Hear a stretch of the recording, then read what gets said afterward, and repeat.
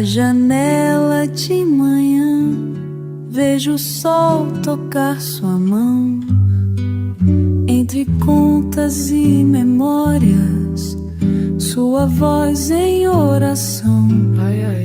Como água da montanha que desliza sem parar.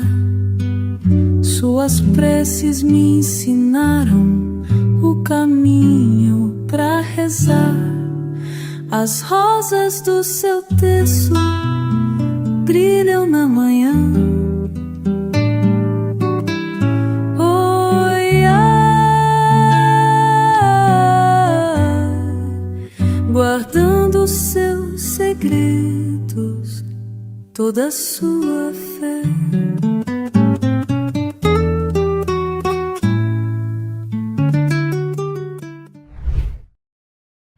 Lendas são histórias que passam de geração para geração.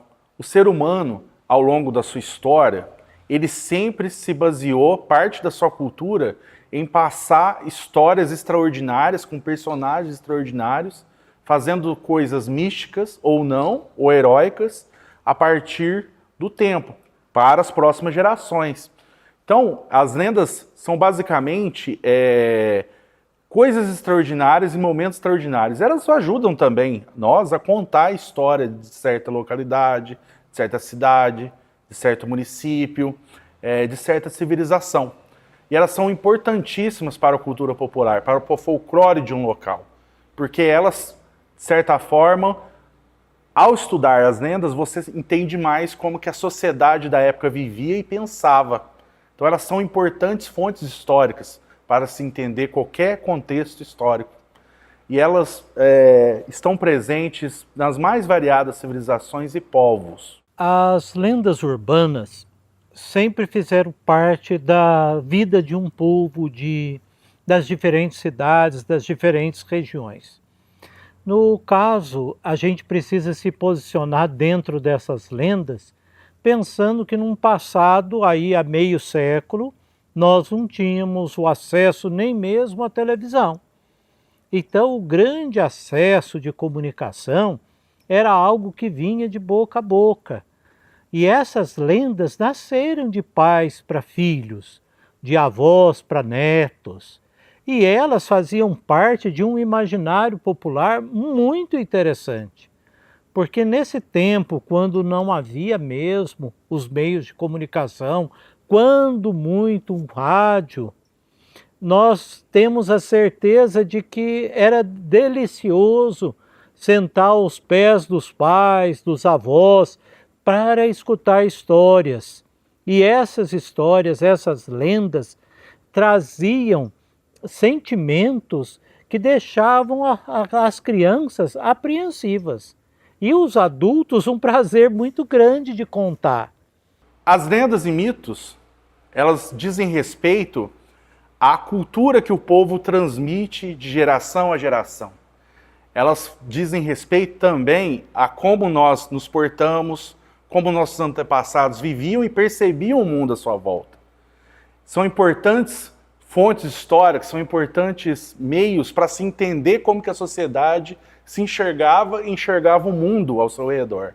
Então as lendas, os mitos da região, os mitos de Andradas, eles nos dão pistas importantes de como que aquela sociedade vivia a sua época e as metáforas que aquelas lendas têm a nos dizer são pistas importantes para entender a história do local.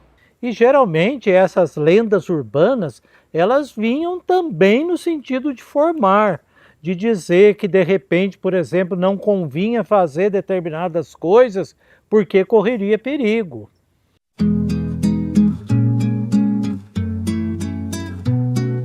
Cipriana, flor da fé, oratório, capela, vela e oração, folclore que colore essa canção. Menina, sua sina, seu coração. Um povo, um vilarejo vilarejo, uma tradição. Seu legado, seu passado, tragédia e comoção. Uma criança, a esperança de uma região.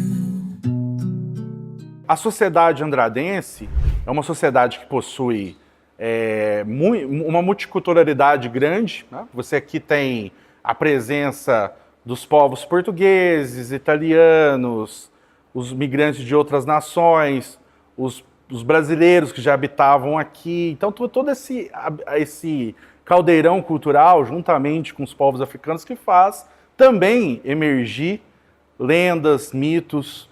E não é diferente aqui em Andradas, já que existe todo esse caldeirão cultural na história do município. E o que é interessante aqui? É interessante que algumas lendas, elas fazem parte da história e nos ajudam a entender como que era Andradas de outrora, Andradas do passado. Por exemplo, a lenda do Pedra do Elefante, que é muito difundida por todos os cidadãos. Você também tem a da Cipriana, no caso desse trabalho. Você também tem do menino que se transformava porque ele era travesso, etc., que essa lenda ela perpassa a vida das pessoas, da Guilhermina Barbosa. E também, de certa forma, a do Corpo Seco, que também é uma lenda que existe em outros locais. Então você percebe que as lendas, elas também elas não são justamente só de uma localidade, elas também permeiam uma região, elas acabam tendo influências, porque as pessoas circulam e trazem ideias e levam ideias, e isso vai se criando ali dentro do caldeirão cultural, da cultura popular, isso acaba se expandindo. Isso é muito interessante. Ao ter essas lendas, mostra-se a riqueza cultural da cultura popular, do folclore de Andradas. Mostra toda essa potência dessa produção de significados para a vida. Porque a lenda também, o mito, ele é uma produção de significados para se entender o mundo, para tentar entender o mundo onde você vive.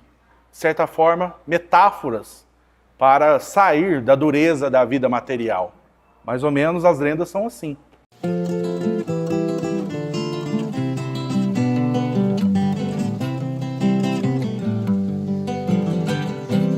Ó Deus, salve o oratório, ó Deus, salve o oratório, onde Deus fez a morada, oi, ai meu Deus, onde Deus fez a morada, oi, ai.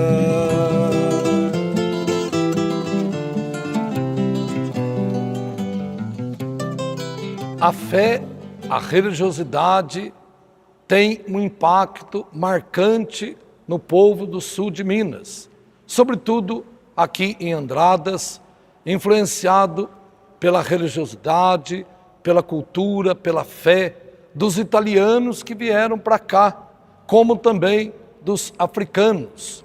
E a religiosidade, a história religiosa das famílias e do povo do sul de Minas traz os traços fortes desta religiosidade. De certa forma, muitas lendas, muitos acontecimentos místicos, sobrenaturais, extraordinários, eles acabam, de certa forma, entrando também num ponto de vista da religiosidade. Em variadas religiões utilizam desses seres iluminados que fazem algo muito grandioso para basear os seus ritos. Isso é comum no cristianismo, é comum no hinduísmo, é comum em qualquer religião ou qualquer história de deuses que nós temos ao longo do tempo. Então as religiões, as lendas e os mitos, eles de certa forma perpassam toda essa história da humanidade. E de certa forma, quando a gente está falando de lendas brasileiras, onde o catolicismo é muito latente, onde a religião católica ela faz parte da Constituição Histórica do Brasil, as lendas estão, de certa forma, muito associadas também ao catolicismo, aos santos e a coisas extraordinárias que aconteceram com dado personagem e que aquele personagem acaba virando também uma santidade, uma pessoa a ser homenageada. Então há todo esse sincretismo dentro da história brasileira, mineira, andradense, entre personagens, fatos fantásticos, a cultura popular que permeia esses fatos e aqueles momentos na história e a religiosidade. Essas coisas estão todas imbricadas num caldeirão cultural, digamos assim. Neste primeiro mistério, contemplamos a ressurreição de nosso Senhor Jesus Cristo. Santa Maria, Mãe de Deus, rogai por nós, pecadores, agora e na hora de nossa morte. Amém. A construção da capela da Cipriana, ela foi provavelmente construída em 1930. É um sinal da expressão de fé, também da crença do povo num fato que uns dizem ser fato real, outros dizem ser uma lenda, mas de qualquer forma é um fato triste. Aqui na região que morava perto aqui, que fazia divisa, era o Joaquim Martins. De outro lado, que à direita, era o Antônio Risso. Os confrontantes aqui da igrejinha eram essas pessoas. E meu pai, que é o lado esquerdo aqui, que era proprietário. Então, eu lembro quando eu cheguei, desde menino, desde que eu lembro por gente, essa igrejinha sempre existiu. E depois foi ficando, precisando de uma reforma, foi ficando. E aí depois resolveram fazer uma reforma na igreja. O pedreiro que fez a reforma foi o João Fossa. Até essas cruzes que estão na frente aqui da igreja, essas 3 cruzes, foi eu quem trouxe. Que o Santo Ferreiro que fez essas cruzes, foi feito de chapa de carroça até. E eu passei lá na oficina e falou, pode levar as cruzes, que já está pronto. Aí eu trouxe, entreguei para o João Fossa, ele colocou essas cruzes, cara. O Reino Celeste também foi enfeitado com outra andradense que a população nunca mais se esqueceu, a pequena Cipriana, que tem uma igreja construída em sua homenagem e que leva seu nome. A menina que faleceu aos 9 anos de idade viveu bem antes de Délia, no início do século XX. Morava em um sítio distante alguns quilômetros da cidade. Há muitos anos, esta parte aqui da cidade era totalmente coberta de mato. A cidade ficava longe e o meu avô residia atrás aqui, um quilômetro mais ou menos adiante. Eu vinha sempre com meu pai aqui, eu tinha cerca de 9, 10 anos e me lembro. Então eu fiquei curioso para saber como era a história da Cipriana. E fiquei sabendo, então, que outrora, aqui nesse lugar, a questão de uns 2 quilômetros, havia uma família pobre, família humilde, de lavradores, e a mãe, para poder reforçar o orçamento doméstico, costurava em sua casa à noite à luz de lamparina. E uma tarde, ela então chamou a filha chamada Cipriana e disse, minha filha, vá até a cidade para me comprar um carretel de linha a fim de que eu possa terminar essa costura. Mas não demore, porque já são 4 horas da tarde e depois à noite pode pegá-la em pleno mato e você vai se perder. E a menina foi, comprou o carretel e quando vinha voltando, ela se perdeu realmente, porque já havia anoitecido. Então a coitadinha ficou desesperada, andando daqui e dali, ouvindo uivos de animais noturnos, pio de coruja e todas essas coisas que assustam as pessoas. E foi tamanho o seu medo que ela morreu à noite no meio do mato. 2 dias depois de ter desaparecido, Cipriana foi encontrada. A comoção foi geral. Sua cabeça estava reclinada em um tronco de árvore. Mesmo passados tantos anos, contar essa história nos faz revivê-la como se fosse hoje. O fato curioso ou milagroso é o que as pessoas dizem, que a grama não mais cresceu no local onde a menina deu o último suspiro antes de ser abraçada pela morte. E fizeram o enterro e fato curioso, naquele local ali, segundo se conta, o mato não crescia mais, formando um círculo. Então, as pessoas simples da época achavam que era um sinal divino para que se construísse esta igreja aqui. O local onde o mato não crescia era aqui, né, onde está a igreja. Então, todos puseram-se a trabalhar e construíram a igrejinha, que até pouco tempo era muito tosca, estava abandonada. Agora não, agora mãos piedosas conseguiram restaurá-la e ela está assim. A lenda de Cipriana é uma lenda que é muito importante do ponto de vista da identidade do ser andradense, porque ela já foi replicada em matérias de TV, nas escolas, ela é passada de geração em geração, quando as famílias sentavam na tarpa do fogão para conversar e contavam dessa história da Cipriana.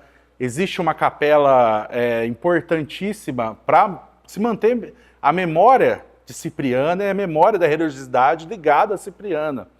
E a história da Cipriana, não existem documentos históricos como processo crime, de algo que aconteceu ali naqueles tempos. Acredita-se que a capela foi erguida onde é o bairro Contendas, por volta de 1930. Acredita-se que a história passou-se pelos anos 1920. O que eu sei das histórias, do que eu fui recolhendo ao longo do tempo, que era uma menina que estava na sua puberdade, uma menina de 12 anos, vivia com os seus pais num sítio pequeno, nos arredores do distrito urbano, um bairro rural não muito distante do distrito urbano. A gente tem que entender Andradas nessa época como uma cidade bem menor do que é hoje. A gente tem que entender que a maioria da população em Andradas nessa época vivia na zona rural. Por isso que a lenda também é importante para entender, para nos fazer entender como que era a sociedade dessa época. E era uma sociedade que existia muito a questão da comunidade, das pessoas fazerem trocas entre si de serviços e produtos.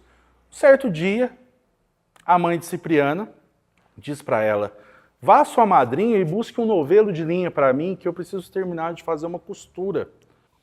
E ela vai pelo trilho que a tinha certinho, mas não se sabe por que ela se perdeu. E ela se perde, a noite vem e não acha a menina. Saiu todo mundo, pai, mãe, vizinhos. Ao fim do terceiro dia, encontraram, né, o corpo de Cipriana, onde hoje é a capela de Cipriana. E ali naquele local, o povo percebeu que a vegetação não crescia, mesmo depois de tempos passados da morte da menina. E eles interpretaram aquilo como um sinal divino. Deram um significado forte para isso. E ali construíram, então, pensaram em construir uma igreja dedicada a ela.